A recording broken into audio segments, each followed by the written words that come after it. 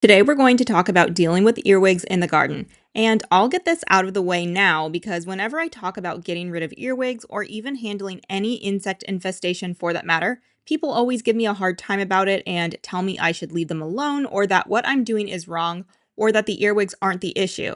But these people were not in my garden to witness the destruction that was happening from the earwigs. So if you're pro earwigs, I'll save you some time and tell you right now, this video is not for you. But if your garden is getting eaten to shreds by earwigs and you are at your wit's end and you feel like no plant is safe, then this video is for you.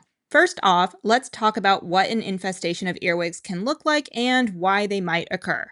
Earwigs are mostly nocturnal insects, and so during the day, you probably aren't going to see them because they retreat under plant debris, the soil, or underneath things like mats or containers. So during the day, you're more likely to see them if maybe you're moving containers around, and usually there will be a bunch that have congregated underneath things like that. Now, if this happens, that doesn't necessarily mean you have an infestation, that just might be one earwig group. But if you're finding tons of them underneath everything and you're noticing that your plants are getting eaten, then you may have an infestation. And earwigs aren't the only things that might be eating your plants, but generally earwig damage looks like this, where the plant is pretty much shredded or has ragged, irregular holes in leaves or petals. And the good news is that earwigs don't typically go after more mature plants, but they really do love younger, tender plants or seedlings. But that is bad for when you're planning on transplanting things into your garden.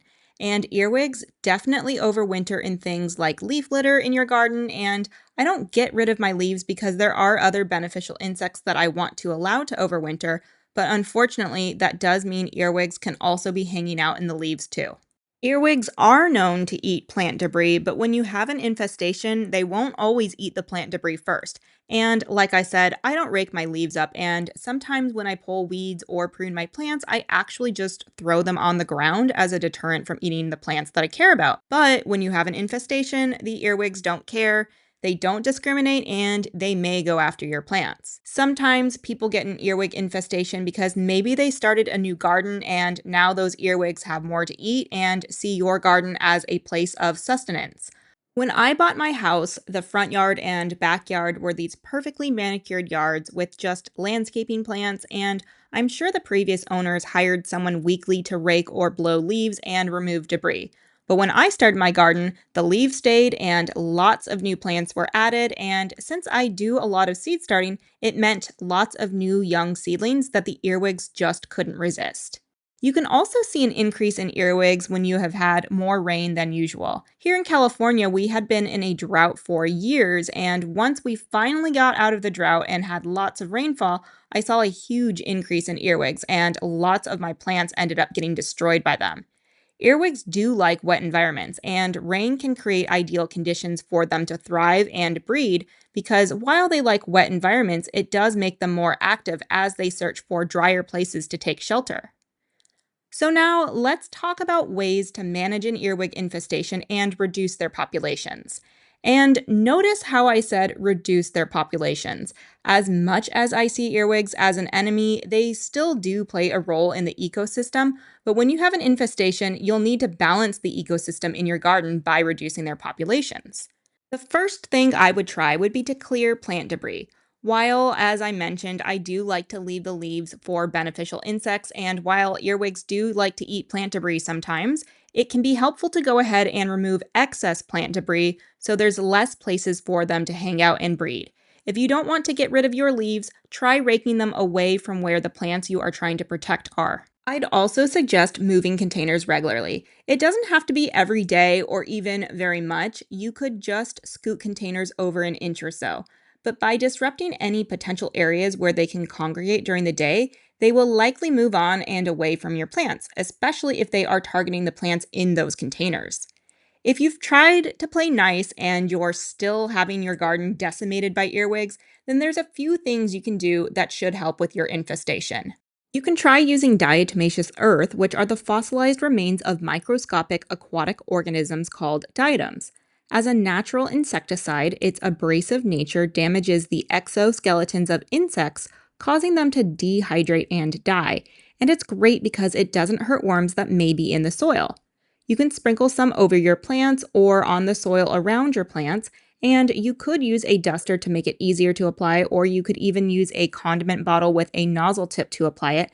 But you should also wear a mask because while most diatomaceous earth that you'll find is food grade, inhaling the dust can be irritating to the lungs. Another option is Sluggo Plus, and it needs to be the Plus version. There is just plain Sluggo, which is for slugs, but the Plus version will target earwigs. Sluggo Plus are these little pellets, and they are made of iron phosphate and spinosad, and it is formulated to attract target pests and disrupts their nervous and digestive systems, which ultimately kills them. However, while it is organic and safe to use, this product can kill worms, so use it with caution if you know that worms are present in your soil. One other thing to note is that when Sluggo Plus gets wet, it will usually turn moldy. I had some in the seedlings that I potted up, and we had some rain and the pellets got moldy, and usually it will sort itself out in the soil, but if there is an excess of mold, you can just scoop it out. A third thing you can try are oil traps, and I think this works the best. And what you do is you take a shallow cup, can, or tin. I like to use cat food cans, and you fill them up with oil. It can be canola, vegetable, or olive oil, or whatever kind of oil you have. And it is actually a great way to use up older oil that may have gone rancid because the earwigs don't care. You can add a drop of soy sauce since it's said to attract the earwigs even more, but I have had good results without using the soy sauce, so it's up to you if you want to use it or not. Then you place the cans where you have had issues with earwigs. Some people will say you need to dig a hole and have the can flush to soil level, but I also haven't found this to be necessary as the earwigs will be so motivated to get to the oil, they will crawl up the can and into the oil. It's best to set these traps out and then wait overnight before checking them. I also suggest putting something over the oil trap if you can, like a mesh basket like this, and find something heavy like a rock to put on top because if you have wildlife in your garden, they actually might slurp up the oil overnight. As you can see here, I've caught some, but not a lot, so I think it's safe to say that I don't currently have an infestation, so I feel comfortable transplanting my seedlings in the garden soon. But I do want to show you what it looks like when you do have an infestation. This was from a few years ago when I was really battling earwigs. One year I hardly had anything to show for in the garden because of them. So you can see here, this trap is just full of earwigs, and I was emptying the traps out pretty much every morning and resetting them and catching that many every night for about 2 weeks. It's gross but somewhat satisfying, and it's my favorite method because it may sound a little messed up, but I need to see the bodies to know that I got them. With diatomaceous earth or Sluggo Plus, you just have to assume they worked and hope that you don't see any more plant damage, but with the oil traps, you can confirm that you've eliminated some. And then if you empty and reset the traps, you can see if you still have an issue or not. If the traps aren't catching anything, then you've likely got the infestation under control. But if you're catching tons every night, then you may want to keep resetting the oil traps until you stop catching them or are only catching very few. And because I've actually been able to control the earwig population in my garden, that's why my traps have caught very few earwigs. But each season I do like to put traps out to ensure that the area I'll be planting in doesn't have a huge population that might attack my seedlings. Aside from the earwigs themselves, it's also important to know what their eggs look like. They are small and oval shaped and are pearly white or cream colored and are a bit transparent or opaque.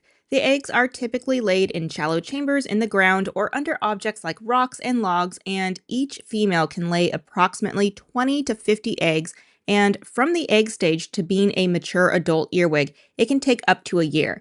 And like most insects, the younger ones are more voracious, so you do want to remove large groups of eggs like this if you see them. And if you see a single earwig after you think you've handled the infestation, you don't need to worry if you aren't seeing large amounts of them or if you aren't seeing plant damage. But if you are having issues with earwigs eating your plants, try one or all of these suggestions and be patient as it can take some time to effectively reduce their populations to a point where you and the earwigs and your garden can live harmoniously.